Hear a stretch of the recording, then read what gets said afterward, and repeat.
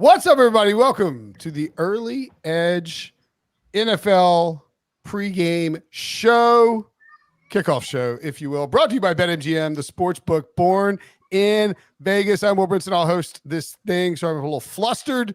We got some big news. Christian McCaffrey. We'll talk about it with the stars of the show.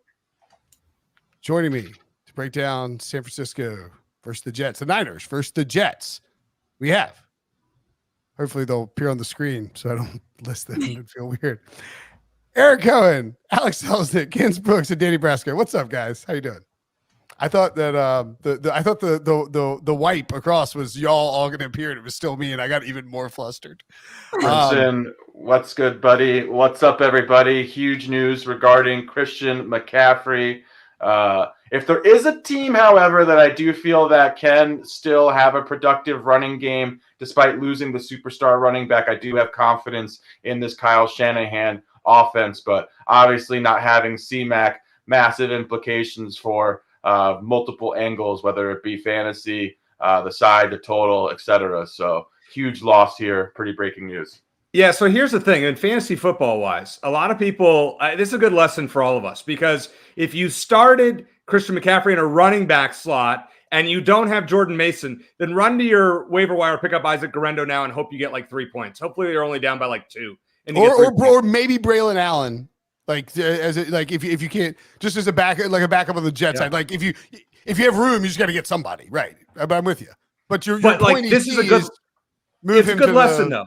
Yeah, it's a good like always put your Monday night guys in the flex as possible. Yep. Give yourself as much flexibility, pun intended, as possible. Nice, Alex. Nice. Yeah. Shout out to the CMC fantasy managers. Prayers up to you guys, and the Puka managers as well. Things not looking too high for them. That's right. Puka headed for IR. Man, I had a DFS team, that Stafford interception, right? Like I would have like flipped into the top 25 for that $500K to first. And I'm just like, Stafford time. And then Stafford throws a pick and it's trying to go cascading down. Got a backwards hat on just for all that sauce. That's right. As you see, I felt compelled to like do something with my hair tonight in lieu of a backwards hat.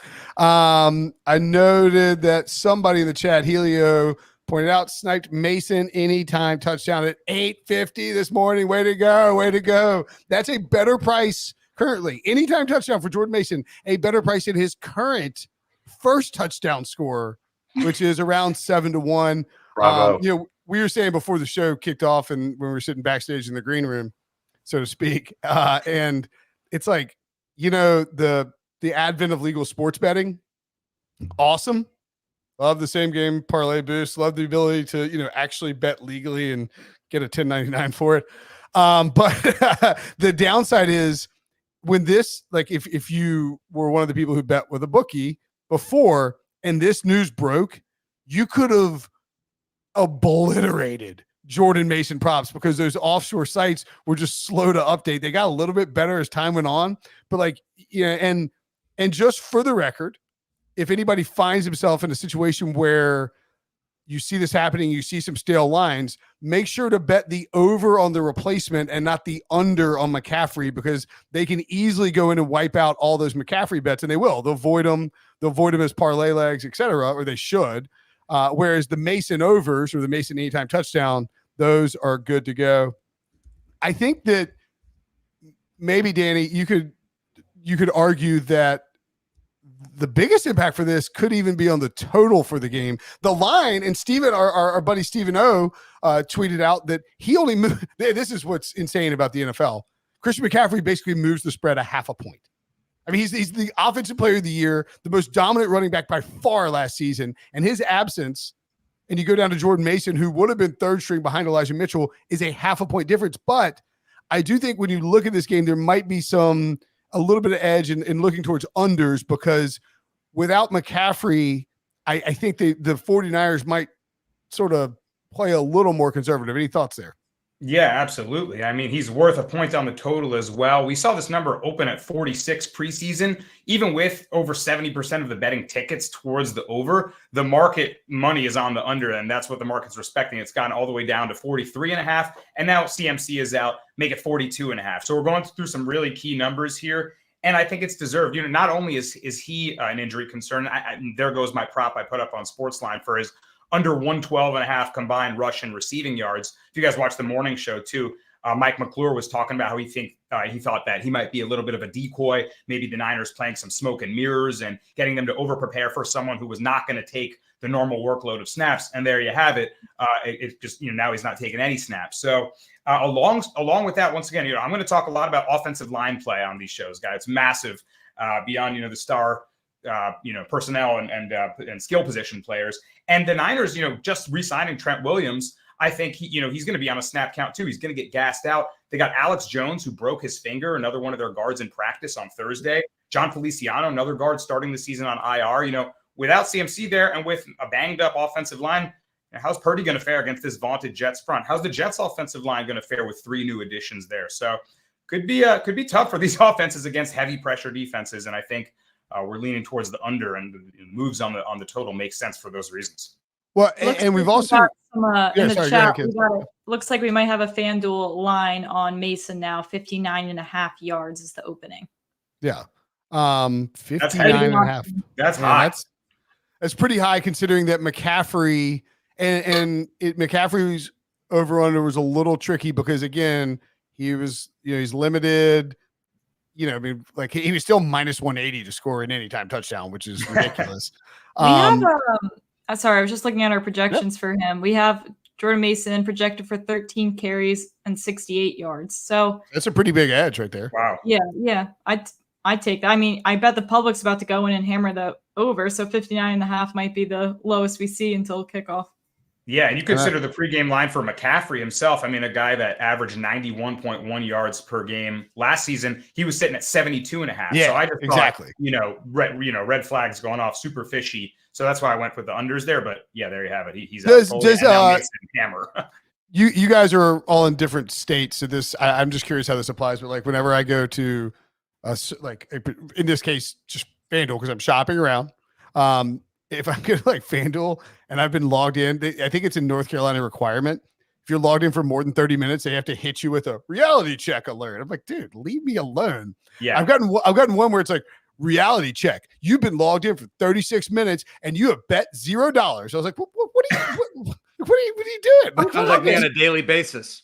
Yeah, I'm like, so is that the same everywhere where they do that? It's a must for sports books. Yeah, they must give you a limit. You can set it either 15 or 30 minutes. They must notify you every online sports book. It's kind of offensive. It's kind of like when Netflix, you're just chilling at home for a long time, binge watching. They're like, you still watch? I'm like, yeah, man, it's a good show. I'm not that lazy. Leave me alone. Don't ask me again. I am in my flannel PJs and I am watching Archer and Arrested Development over and over again, like a full-grown adult male. Leave me alone, Netflix.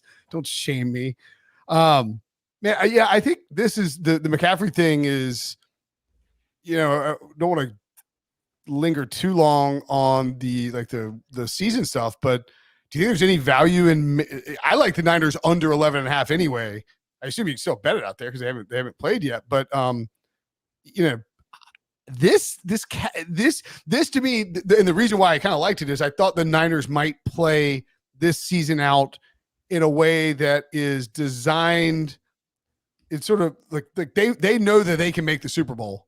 They want the first 2 months of the season are more about just kind of stacking wins and then getting hot at the right time. I don't think it's unreasonable that Christian McCaffrey could miss multiple weeks if he doesn't feel right. I really don't think that they'll push him out there, which, I'm not sure what long-term action we could actually take here. Maybe, a Jordan Mason over rushing yards for the season, if that's still out there, something like that. It does feel though that inactive week 1 is a pretty huge deal.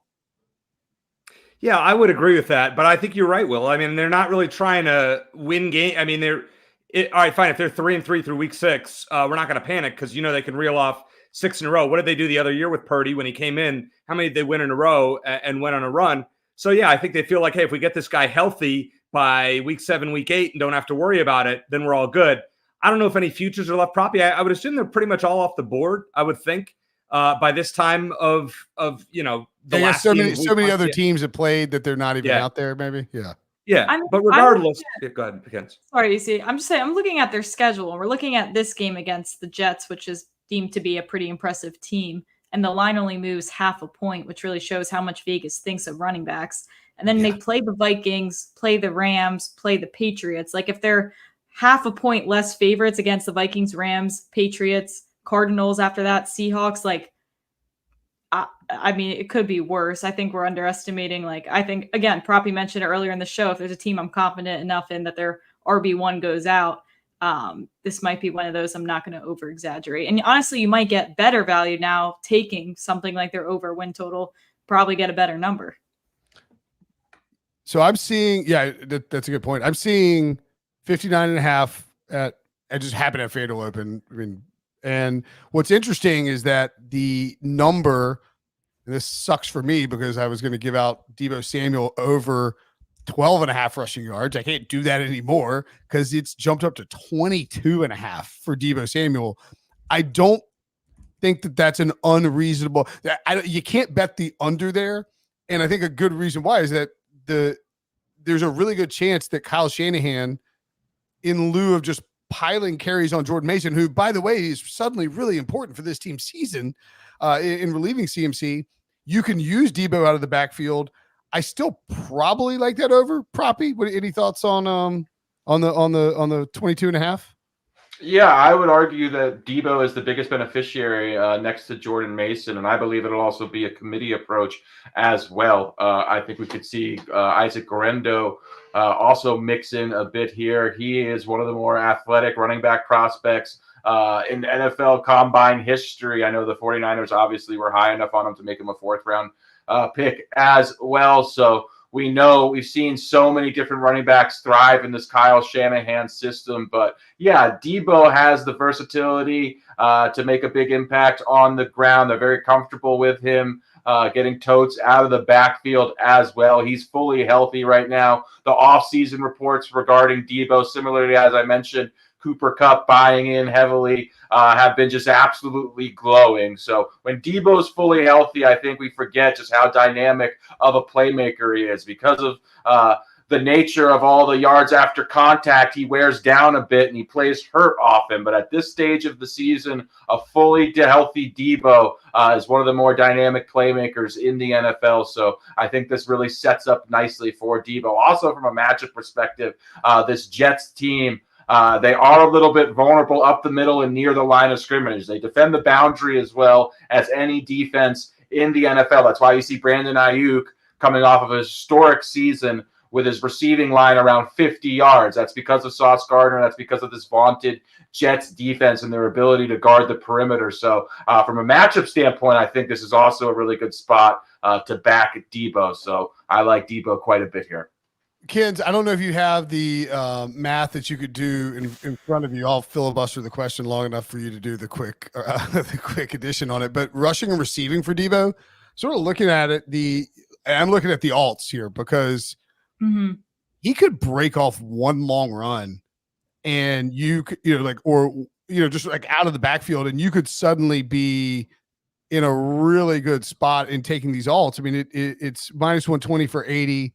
Plus 120, 90. You get up to $150 for 8-1.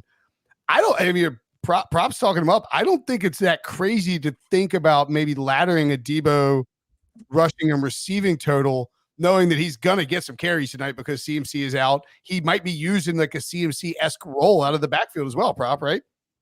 I would agree. I would argue, though, the time to take that was when there was the uncertainty around CMAC, and then, getting the discounted line. Now that we know that Deebo is going to be heavily involved, I think a lot of that value, unfortunately, isn't present. But, I do really believe that Deebo will be the biggest beneficiary, and he was the focal point of a lot of my betting action, whether it was building parlays around him or just capitalizing on his said versatility.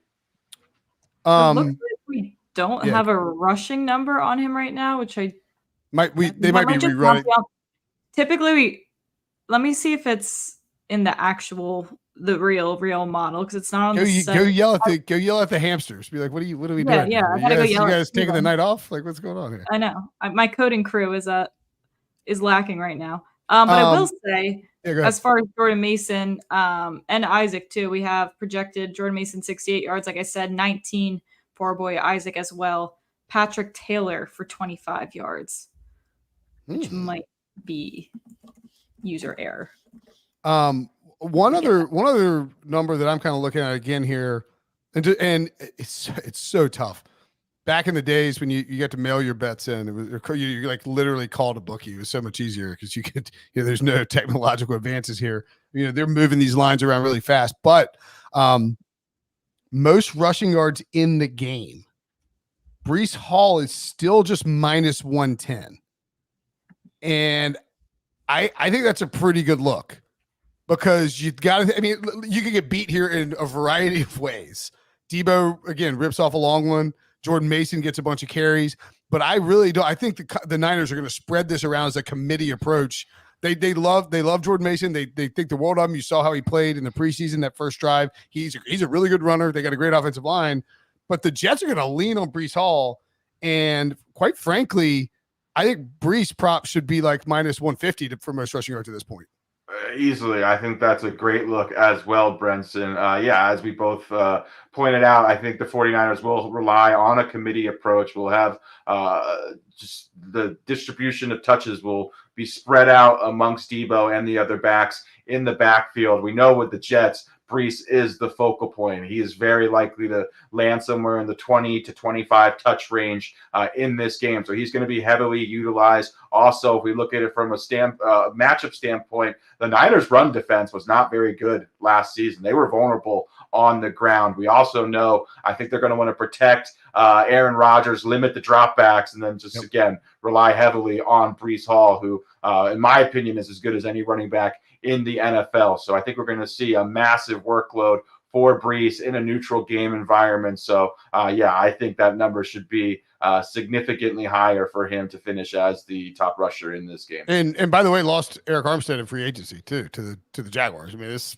is a Breece explosion spot potentially. Yeah. How fast can I refinance my house to free up some money to bet on this at minus 110? This feels like this is a good find. This is a really good find. I think we're all going to go do this at the same time. Me. Everybody pick up your phones, do what you need to do. Yeah. Bet away. Yeah, I just put several unes on Breece Hall most rushing yards. And look, again, with every bet you make, there are ways you can get beat. There are outs where you could lose this. Deebo could go nuts. Garindo could come in and run for 3 20-yard carries. But Jordan Breece is... Yeah, Jordan Mason can just do it straight up. And if the Niners get a big lead here, the Jets will probably be dumping it off. I was trying to see, Danny. Can we get most rushing and receiving yards? Anybody seen that anywhere? Someone in the chat was talking about it. There's truly nothing better than 5 people live betting something on a live betting show. But that should tell you how we feel about it if everybody's got their phones up. You know what I went and considered doing just now is taking Jordan Mason under 14.5 rush attempts. That feels a little bit inflated now. 15 carries for a backup guy. I'm sure the Niners had plans to use him in this game, knowing what card they were going to play and that CMC was going to be out. But 15, that feels high considering the running back by committee thought that Proppy was talking. I was going to say on Thursday's show, it was me, Prop, Larry, and RJ. Right. And RJ's like, I'm taking the over on Derrick Henry rush attempts at 15.5. I was like, how is that? That's free money. And he ends up at 13. There's a lot of ways you can win that one. Yeah, I would agree. So first and foremost, in a neutral game environment, plays per second, both of these are 2 of the slowest teams in the NFL. Aaron Rodgers loves to allow the play clock basically to burn to 0. So I think as a whole, we'll see less offensive plays in this game. Both teams run the ball as well, an extraordinarily amount. They're heavily tilted to the run. That keeps the clock running. So I just think we're going to see minimal offensive plays in this game as a whole. So I think 16 rushing attempts for a guy who's likely to be in a committee, or 15 rushing attempts. That's a great spot to fade Jordan Mason. I love that. I'm not actually even seeing that up. What book was that on, Danny? That was on DraftKings as we shop around. It looks like DraftKings just took off most rushing and receiving yards. Guys, I think we're moving lines. No, They might- must be I mean- paying attention. Yeah, they Yeah. must be paying attention here. Hey, if you're face buying here, get out. if you're peppering the book right now because of this, and you're feeling good about the lines, make sure to hit the like button. Give us smash that like button to let us know. I know there's a bunch of people in the chat. A lot of good comments there. By the way, you guys are awesome about being like grinding the chat. I've got this like a desktop keyboard that I can't put on top of my laptop, or else things go Brinson, completely haywire. speaking of the chat, I saw someone put out an interesting defensive prop that caught my eye. He like Quinnen Williams over a quarter sack matched up against a rookie offensive lineman on the Niners tonight. We know Williams and his ability over a quarter sack. Just got to help somebody out to get that half sack at minus 120. I'm not mad at that at all. This is I'm trying to see if I can find it in the chat and put it up. This is another good one too from Mike Armstrong. Brees Hall 25 plus rushing yards in each half is plus 140. What? That's solid. I would be absolutely stunned if Brees didn't get there in the first half. The second half, if the Niners went nuts, and I mean the Niners could be up big, and then you could lose that because Brees is catching passes or Aaron's throwing a bunch. I still think that this offense, and Prop mentioned it, how they're going to funnel through Brees Hall. I really think this offense tonight, like they would need to be down 21 points for Rodgers to throw 35 plus times. They do not want to expose him to Nick Bosa coming in, or I don't know. You heard about this guy, Leonard Floyd, who's on the 49ers? I don't know if you guys know this. He was on the Bills last year, and he ended Aaron Rodgers' season. The last thing they want is Leonard Floyd coming off the edge and taking Aaron Rodgers out on Monday night 2 years in a row. The NFL would probably send a helicopter to pick up Leonard Floyd and like take him to an island somewhere if he killed the golden goose 2 years in a row.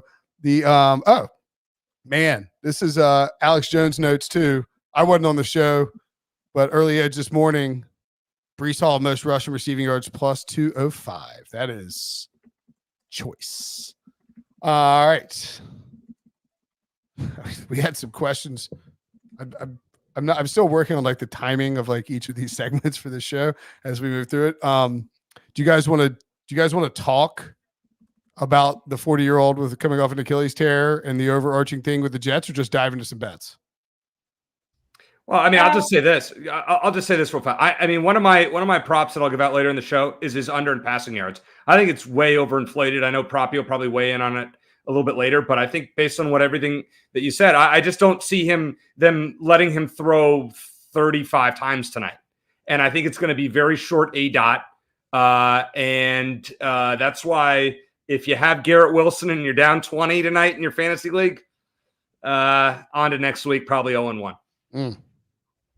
I think short A dot is a great point. The quick hitter stuff, quick release is going to be so important. Safety will be a priority for Rodgers, who has not completed a full snap yet with the New York Jets. So let's see him 1, 2, 3, 4 step drop back, maybe even, and see him complete one of those, or more likely just 2-step drops and getting someone out to the slot using Brees. Right? I think that's Rodgers' game plan all day here. And remember, Mike Williams, aka Big Mike, the real Big Mike, is on probably on a snap count. So we shouldn't see now. Alan Lazard's in there too. We'll probably talk about him in a minute, but I don't think we'll see a ton of really deep shots from Rodgers. It'll be a lot of running, some of his like signature little, the little back pedal bootleg out, and then take a look down the field. If he's got Lazard or Mike Williams, maybe you fire a shot, but more than likely looking underneath for Tyler Conklin, Brees Hall rolling out or popping out, or obviously Garrett Wilson doing his thing. Fun fact, just a fun fact about Aaron Rodgers and the rollout, the little bootleg thing. Jordy Nelson during the pandemic, me and Adam Azer did these shows on like during the CBS game in the afternoons, and we would have a former player from one of the teams come on, and Jordy Nelson came on with us, and we asked him about like what it's like with the, when Rodgers starts freelancing. And he says Rodgers wants his receivers to not just have a primary route that they run, but then to have a secondary route in their mind based on when he rolls out and he looks and doesn't see it and he starts to sort of run around a bit. He like, he does that. He drops back and he does that little spin. When he does that spin, that's a signal for them to start running their secondary sort of route into space, depending on whether it's zone or whether it's man, and then he starts to look for him. I just found that kind of fascinating. Like that's why he always gravitates towards one alpha receiver, because he trusts those guys to do it, whether it's Adams, Jordy, Donald Driver, Greg Jennings, or now Garrett Wilson. That sounds like some professional backyard football, you know? Exactly. Yeah, it's professional backyard football. That's a much better way of putting it than whatever the hell I had in mind. Okay, let's get to the actual game itself. CMC's out. That adjusts our line. I think we picked it earlier at 4.5. It's now 3.5.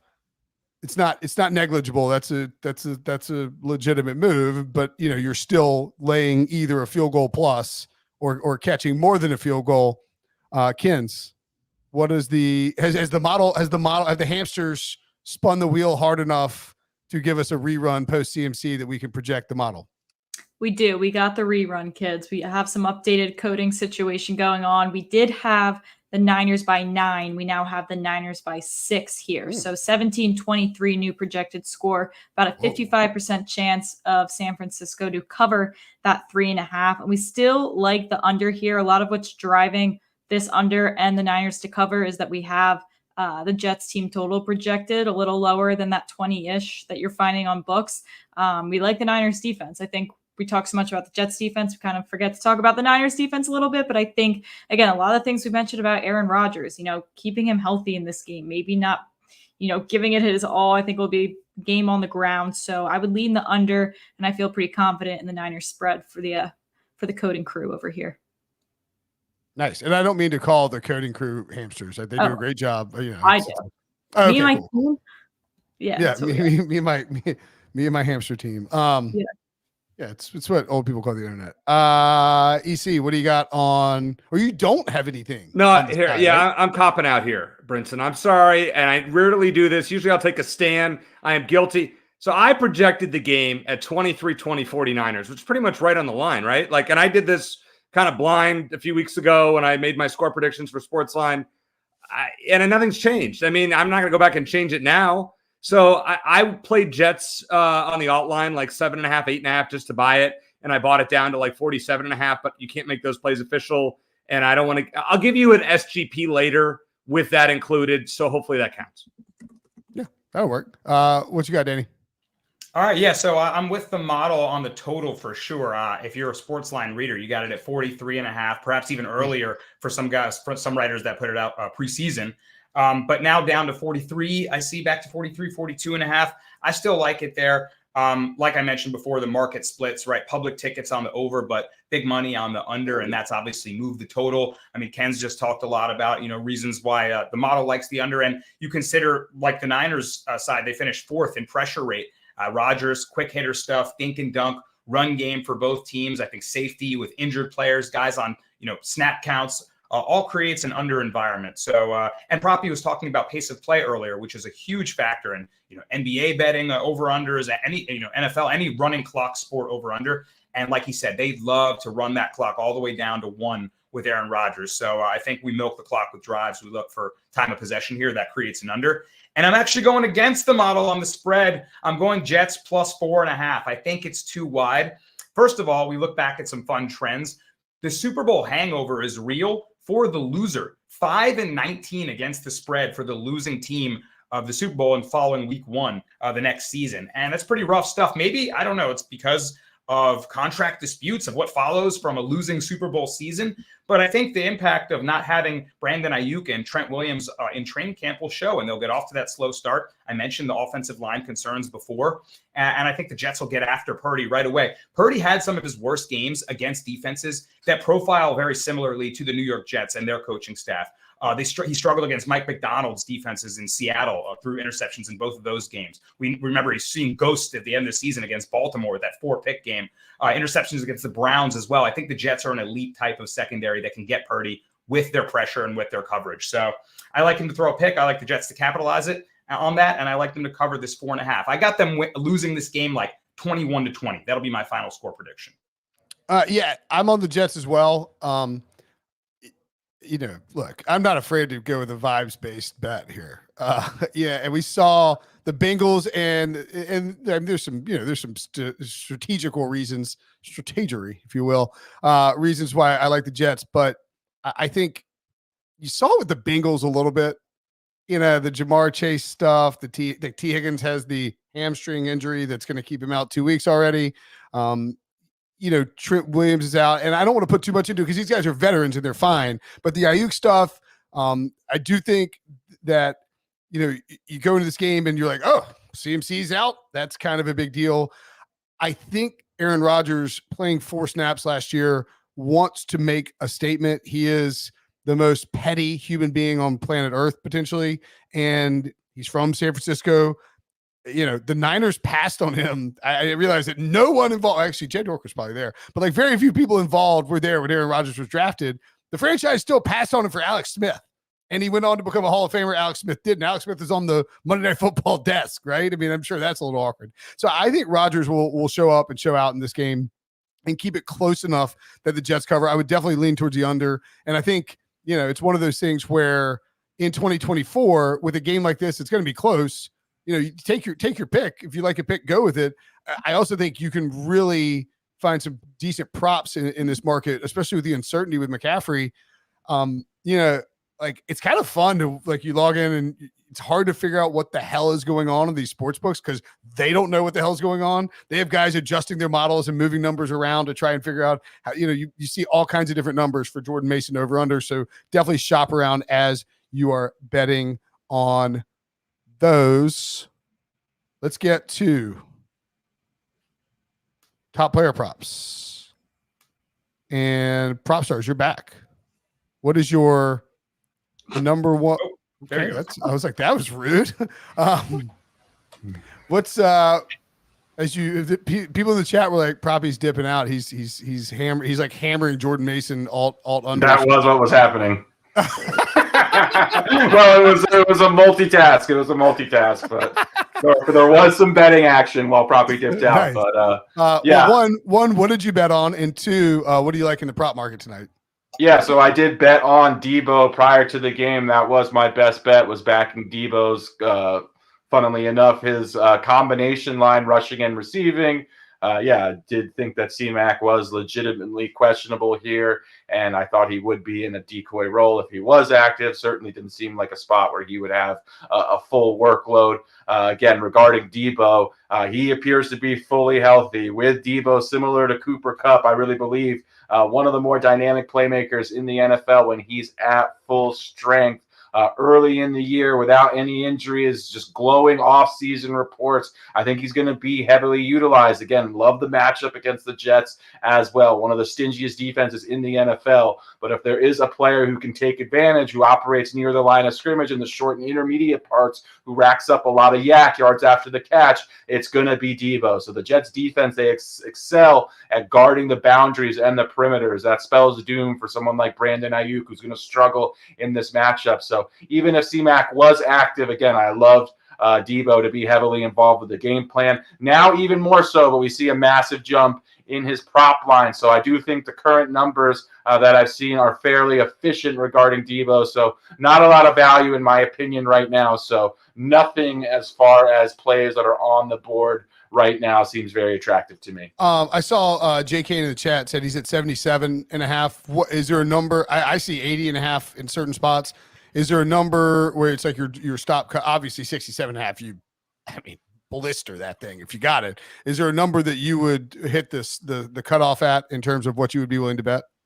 Yeah, I would say it's like 77 to 80 in that threshold, honestly. So don't bet over 77.5. I wouldn't bet over 77.5. Yeah, that would be the cutoff for me. So yeah. It's still a difficult matchup, but yeah, it's a really difficult show to handle because these markets are moving so fluidly. I just want to make sure nobody sees it's like, oh, hammers that, and then because there's nothing that makes a person's makes you more angry than you're like, I'm tailing this, and then it windows and you're of course you're in hell.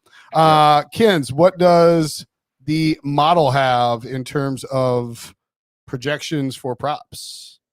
So we actually got 2 Jets props here. We're going to go to Aaron Rodgers, who I mentioned, like him under 232.5 passing yards. We have him projected for just over 200, 204. Again, we talked about, I mean, they've upgraded the offensive line on paper, but you're talking about week 1 here, and typically it takes a little time before we get to see, the live results of something like that. And again, the Niners elite pass rush, don't need to go into that too much, but for what it's worth, I mean, the under is 2-10 in his last 12 games, averaging just over 208 yards. That does not include the 0 yards from the 4 snaps of that one game. So trends apply there. Then we're going to go to Breece Hall over 28.5 receiving yards. We have him projected for 35. Again, I see a lot of caution coming for this Jets team. And Aaron Rodgers, I could see some short passes. I think Breece Hall will be involved all over. His reception line's 4.5 with juice to the under, which kind of implies around 4, which is what we have him for. But that really implies he needs to average 7 yards per reception. And he averages yards per catch, but he averages 8.5. So I feel like there's a lot of wiggle room there with Breece Hall, who I think will just be all over the offense tonight. All right. Danny, what you got? Yeah, I love it. Roll right off what Ken said about Breece Hall, and I've got him over 27.5 receiving yards as well. That was the last prop I put up on SportsLine, and I just think the game script fits in perfectly. We were talking about quick hitter, short A.EC was bringing up before, and that's Rodgers' game plan tonight. That spells Breece Hall towards the end of the season more than anything. I mean, they were really going to him. He had games where he went for 12 receptions and 96 yards. And 8 receptions for 86 in 2 of the last 3 last season. I think he's going to be a familiar target for Rodgers, who, he's got his Green Bay guys like Lazard there still around, but Breece is going to have his fingerprint all over this offense if they want to be efficient against the Niners. And I think that happens in the pass game. When that pressure comes, try to dump off for the screen, see if you can use it against them. And I think Breece is definitely a player to look at in your player props tonight. All right. And, you had McCaffrey under. I had CMC under. We were onto it, right? But voided. You weren't wrong. EC, what do you got in terms of props? All right, I got 3 of them for you, Brinson. We're going to stick with what Danny was talking about. Aaron Rodgers under 232.5 passing yards. I mean, this guy that hasn't played a full game in a year and 9 months, something like that. He's going up against an elite defense, likely a run-heavy game plan.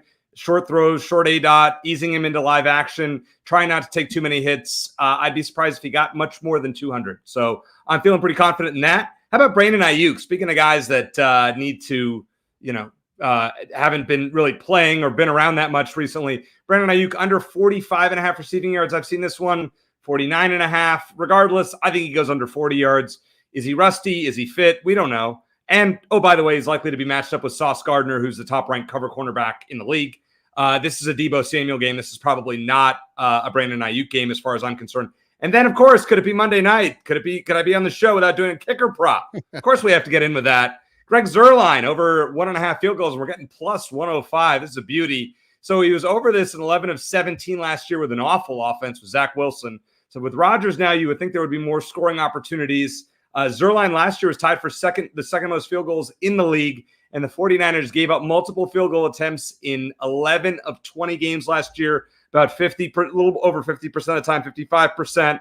So we're going to take our chances at plus money that Legatron gets a couple of field goals and cashes this one for us. We cashed Cairo Santos from the Friday prop show. See if we can go 2 for 2 this week. There we go. Very nice.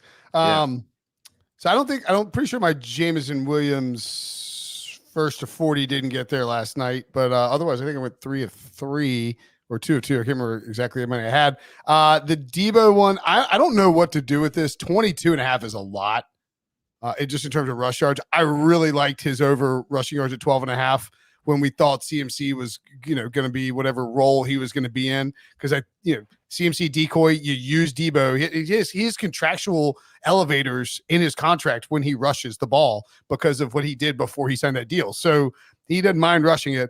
I'll probably stay away from that. I'm also miffed that this happened like an hour and a half before DFS lineup slot, because this was a prime opportunity to fade CMC and ended up in a really good spot. But nevertheless, I'm going to take the over on Breece Hall receptions at 4.5.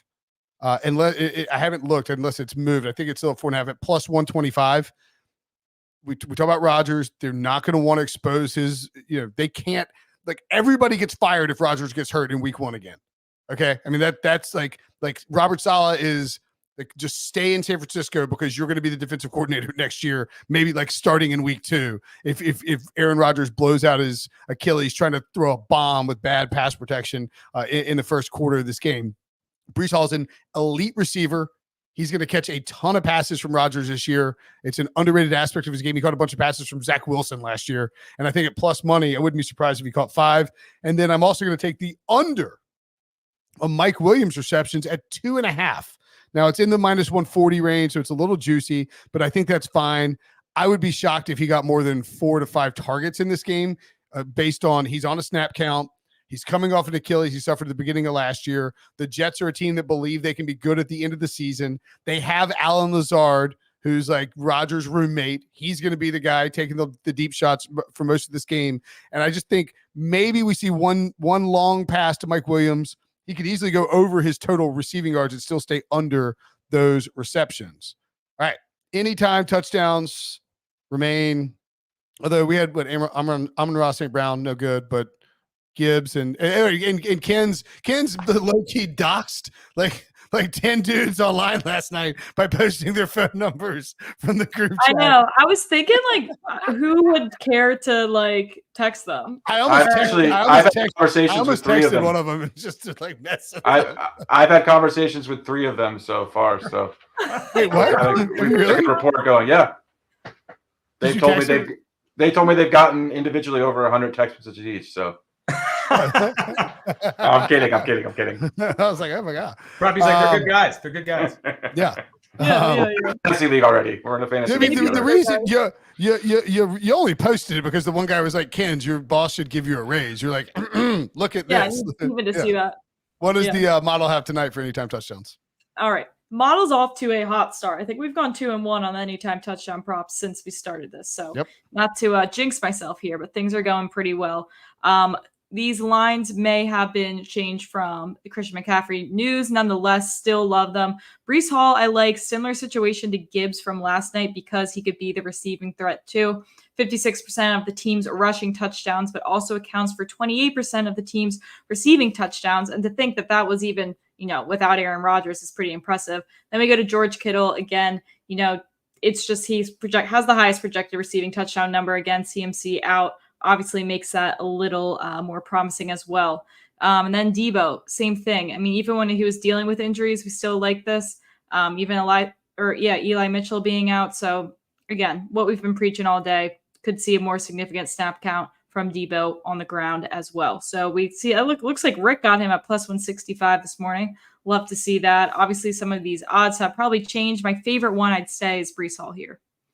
I see you can actually get Breece at plus money. I see Kittle at plus 210 now, which is kind of weird to me that Kittle would drop that much. I think George Kittle ain't afraid to go off on a 3-touchdown primetime game against like out of nowhere. So I don't think they'll pass the ball enough to get there, but I like all 3 of those. I assume the model says no value in Jordan Mason, right? He's at like plus 115 or something like that. So just be careful with your Jordan Mason stuff out there. I think he's a really good player. I think the Niners like him a lot, but you are talking about. I mean, he had 83 career carries, and that's 5.6 yards per carry, 4 touchdowns, and the equivalent of 5 games. Like it's not bad, but it's just a matter of, is it, by committee, like Proppy was saying. That's like, well, I don't know if I want to put my money on that prediction necessarily. Agree completely. Okay. EC has the parlay tonight. I guess I'm asking that like it's a question, like I should be reading it off my damn screen. Hey, Brinson, we hit this on Friday. We hit a plus 400 on Friday, so we're gonna take a shot with a plus 750. Now this was done before CMC was out. All right, here we go. We got the Jets plus 10.5 on the alt line. We have under 51.5, so that's also an alt line. And then a couple of anytime touchdown scorers, Breece Hall and Deebo Samuel. That was plus 750 earlier. I think it's going to be something pretty comparable to that. And obviously this feels pretty good without, CMC now. This really feels like a good one. I bet this one myself before the CMC news. So let us hope we can go for 2 for 2 and start the season off great. I love it. All right, let's get to. I just realized we're cruised past 8:00. I'm no way panicked about getting my 40 DraftKings lineups in time for kickoff of this game in 13 minutes. Let's get to the first touchdown pick. Has to be 10 or higher. We're struggling here, but I don't think it's our fault. I think part of it is, the pricing on the books, but we are going to get one tonight. And frankly, not to be selfish, it's going to be me, and it's going to be Tyler Conklin. It's like an overlooked, like a starting tight end on a team in a game where it's like a 3.5 point spread. And he's 25-1. This feels like 2020 all over again. Give me Tyler Conklin. That's a good price for Conklin, especially getting near the red zone. Like first down, Brees runs, doesn't get in. Second down, you bootleg Rodgers. Everybody's looking for Garrett Wilson. Boom, Tyler Conklin, first touchdown. EC, what do you have? All right, so I was up at 4 a.m, Brinson, and I had like a premonition. 2nd and 2 at the 2-yard line. 2nd and goal at the 2-yard line. Brock Purdy, play action fake to Jordan Mason or CMC, whoever was in that. And he throws to Kyle Juszczyk in the flat at 40-1. This number's not 40-1 anymore, but it's still 30-1 or whatever. I put money on it. I hope you do too. All right. Prop, what do you got for first touchdown score? I mean, we can see it on the screen, but Tyler Conklin, I think, has 5 career touchdown receptions, by the way, Brinson. Just wanted to point that out. He's got 6 in about 20 minutes. I'm going to go with, we had slim pickings tonight. Let me first preface by stating that. Very limited options here, but I'm going to go with Big Mike Williams. I do think he'll have a nice red zone package, even if he's on a snap count tonight. Definitely will get some work in the area, the green area or the red area. So give me Big Mike Williams to score the first touchdown. Danny? Yeah, this one's all a vibes play. You talked about Lazard and the Rodgers roommate situation. Reports at a Jets training camper that Aaron Rodgers has one set of rules and Jets players have another. So there might be a potential divide. And if there is, he's going to the guy he knows. He's going to his buddy. So this is a old-time connection play all day. Give me Lazard 35-1. All right. And Kins, you've been absolutely flirting with one of these, Isaiah Likely explosion game when he had him, and then we get completely hosed on Jaden Reed. Is tonight the night for? I like this one a lot too. I'll be playing this. Yeah, no, I keep getting so close. And even last night too, like getting right down to the red zone, really criminal. Typically I'm going with some kind of stats data angle here, but this one's actually vibes. Juwan Jennings was nothing but kind to me in the Super Bowl last year, made me a lot of money. Would have cashed a Juwan Jennings MVP ticket probably if they ended up winning that. So constantly an overlooked player. Love the vibes from him. 18-1. Definitely like those odds as well. So maybe switching it up to a gut play is what's going to get it done for me tonight. All right. I love it. Let's recap what we've got in our bets. Great show tonight, by the way. Awesome chat. Hope we got to all your questions, really up in the air. I do believe we have a little message for our chat too as well from MGM. I believe we have a code for them, don't we? Yeah, I'm not running an optimizer for lineups. I'm definitely looking at the that's right, we do. Did I forget to read that? BetMGM has all the action for every sports fan. New BetMGM customers can sign up today and get a first bet offer up to $1,500. If your first bet loses, you will receive up to $1,500 in bonus bets with bonus code EDGE1500. That's EDGE, EDGE 1500. Shout out Jamie Foxx. Shout out Kens for reminding me to do the thing that pays for us to do the show. Let's see the recap. I got Brees Hall over 4.5 receptions plus 125. Big Mike under 2.5 minus 145. Prop has Deebo Samuel over 67.5. Great job by Josh to note in there. Don't take it above 77.5 for rush receiving yards. Danny has Brees Hall over 28.5 receiving yards. EC has Big Leg Greg over 1.5 field goals. Brandon Ayuk under 45.5 receiving yards. Aaron Rodgers under 232.5 passing yards. And Ken's, what does the model have off the top of your head? We're in line with Danny and we're in line with EC. We are fading Aaron Rodgers here under his passing yard total, as well as taking Brees Hall over his receiving yards total, which now that I say it out loud sounds counterintuitive. Sometimes you got to thread the needle here.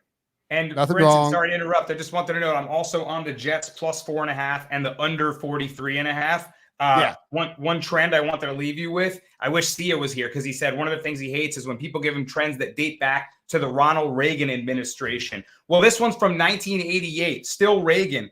Week 1 Monday Night Football underdogs 29-12 against the spread. I'm out on my Giants. The Daniel Jones era. Go Jets. Go Jets. I like it. The Reagan era was incredible for yours truly, I gotta tell you. Seriously, Reagan era was like fantastic, man. Like you're going to school, there's no TV, there's no internet, you're just hanging out. Like life is good. All right. On that note, let's get out of here. For Danny, for Kens, for Prop, for EC, I'm Brinson. Thanks for watching. Thanks for listening. We will talk to you guys soon.